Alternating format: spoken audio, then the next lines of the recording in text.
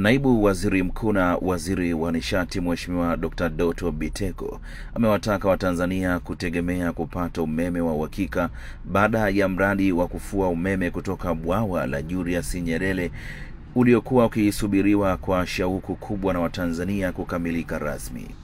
Dr. Biteko ameyasema hayo Aprili 5 mwaka 2025 baada ya kutembelea mradi huo akiwa ameambatana na Waziri wa Nchi Ofisi ya Rais Mipango na Uwekezaji Mheshimiwa Profesa Kitila Mkumbo na Waziri wa Nchi Ofisi ya Makamu wa Rais Muungano na Mazingira Mheshimiwa Ahmadi Masauni pamoja na viongozi wengine mbalimbali. Ziara yetu hii ni kuja kuona maendeleo ya mradi wa Julius Nyerere Hydropower Project ambayo kwa kweli Watanzania wote wanaufuatilia kwa karibu mradi huu. Kama mnavyofahamu, tulianza mara ya kwanza, tukapata mashine ya kwanza baada ya kuwa imekamilika mwezi wa pili mwaka wa jana. Na leo tumekuja hapa baada ya mitambo yote 9 kuwa imekamilika.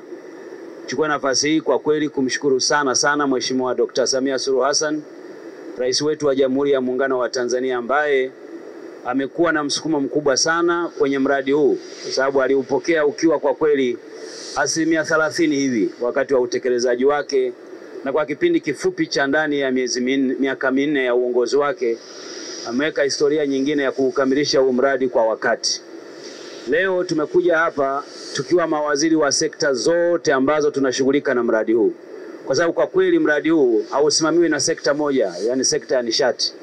Unasimamiwa na wizara mbalimbali, kuwemo Wizara ya Maji wanaoshughulika na masuala ya maji, Wizara ya Mazingira ambao wanashughulika na masuala ya mazingira, Wizara ya Fedha ambao wanashughulika na utoaji wa fedha, Wizara ya Mipango ambao wao kazi yao ni kupanga na kuweka vipaumbele kwenye miradi ya maendeleo kwenye nchi yetu. Tumekuja leo tukiwa wenye furaha kubwa kwamba sasa mitambo yote 9 imekamilika, inazalisha umeme, na nafurahi kuwajulisha Watanzania kuwa ile ndoto ya kuwa na umeme kutoka kwenye chanzo hiki kikubwa hapa Afrika, yani kwenye bonde la mto huu Rufiji, imekamilika baada ya msukumo mkubwa wa Mheshimiwa Rais. Kwa hiyo tunamshukuru Mungu, tunamshukuru Mheshimiwa Rais, na nataka niwahakikishie Watanzania kuwa chini ya Dr. Samia Suluhu Hassan iko tayari kuwapatia umeme wa Tanzania, umeme wa uhakika, na mradi huu ni mmoja wa miradi mikubwa ambayo tumekwisha kuijenga. Wakati huo tunaendelea sasa kuimarisha miundombinu ya kuwapelekea umeme wa Tanzania ili hali ya upatikanaji wa umeme kwa nchi yetu iwe ya uhakika zaidi.